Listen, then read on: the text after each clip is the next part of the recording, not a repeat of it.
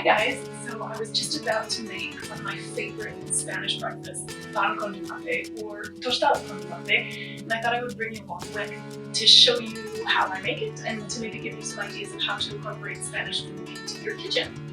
So ingredients for this dish are very simple, and you only need actually 4 things. The first thing you'll need is bread.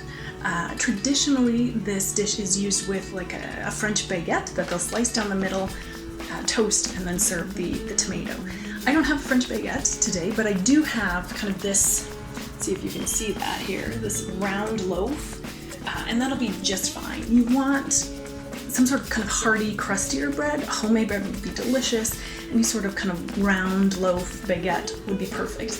I would definitely stay away from sandwich bread, whether it be white or wheat, what they call pan molde in Spain. That I think might be a little too soggy once you add on the tomato, but any sort of kind of crusty, hearty bread is going to be great. Then you'll need some ripe tomatoes. I like these kind of on the vine tomatoes, but really you can do it with any tomato of your choosing if you have a preference for a tomato. You definitely want it to be bigger, so stay away from cherry tomatoes and grape tomatoes, but yes, a nice fresh hearty tomato. You'll want some sea salt. This is sea salt, or you could do flaky Himalayan salt. Pink Himalayan salt would be delicious, so some kind of a flaky sea salt.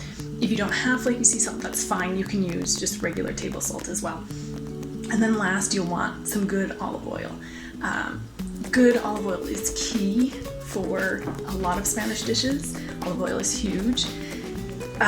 You can find good olive oil really anywhere these days, and you don't have to spend a ton of money to get a good olive oil. I would just say you don't want to use something like vegetable oil, sunflower oil, or anything like that. The olive oil really does add a little extra flavor to this dish. So 4 very simple ingredients and very easy to make. So let's get to it. So the first step for preparing our tostada con tomate, or tomato toast, is to toast our bread. Do that any way you like. There's no special way to toast. If you have a toaster, perfect. If you have a toaster oven, if you want to broil it. I will be broiling it today. I don't actually own a toaster. In Spain, a lot of times you will see in bars and restaurants that are producing a lot of these, they have kind of like a conveyor toaster, which is constantly on. So it's always heated up, always ready to go.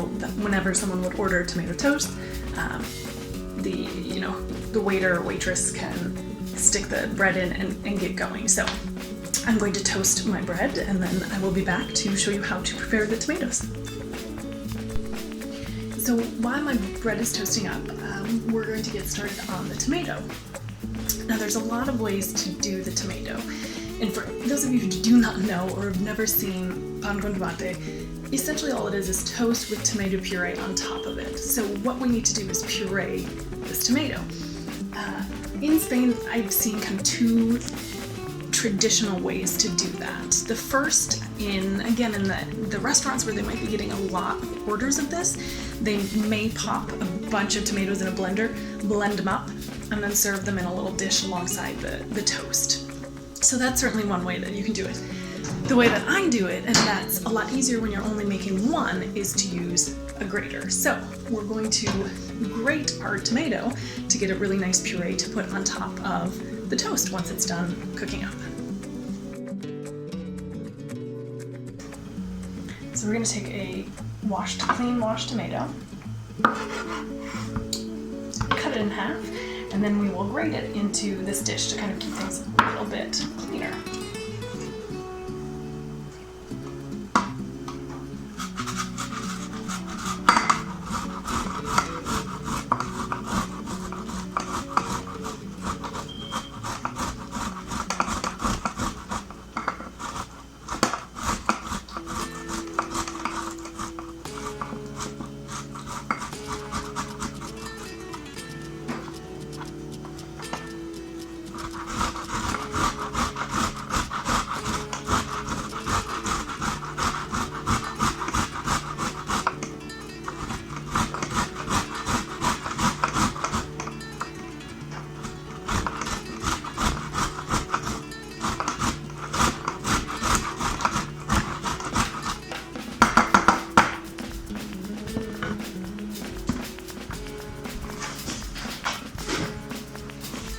So there you can see we have this really nice kind of tomato puree. Let's see if I can get you that is ready for our toast.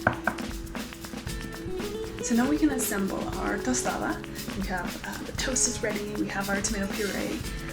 Now there's kind of two different ways that you will see this being done in Spain. And I'm going to put you down over here.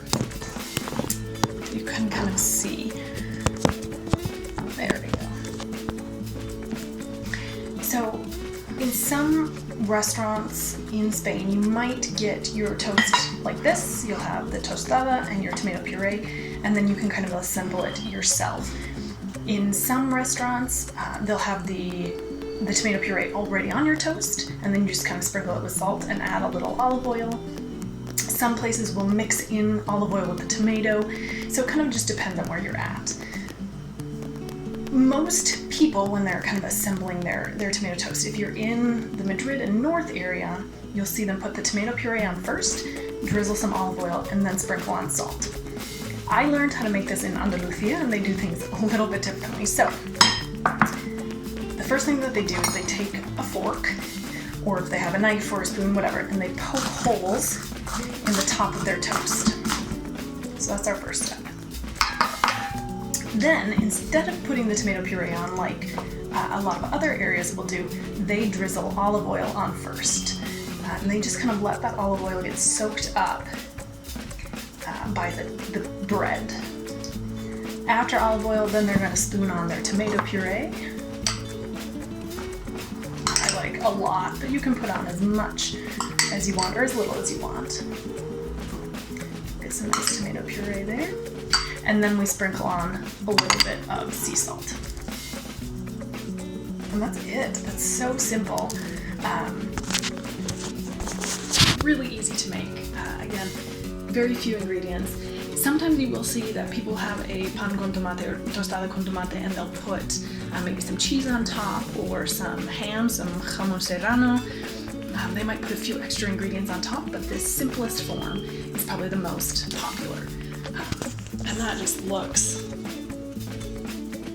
delicious.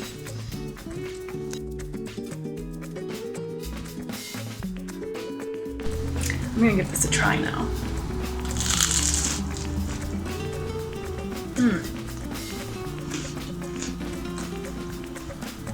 So good.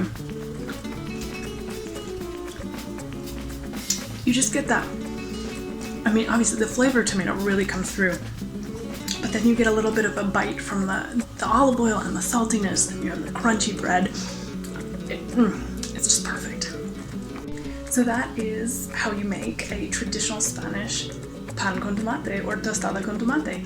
I definitely encourage you to try this. It's so easy. It's really just all about simple but good quality ingredients. But definitely give it a try. I hope you do. Of course, you can enjoy this at any time during the day, but traditionally you would enjoy it at breakfast. Pour yourself a café con leche or a colacao and give it a taste. I hope you enjoyed this, and hopefully it does give you some inspiration to try some Spanish cooking in your own kitchen.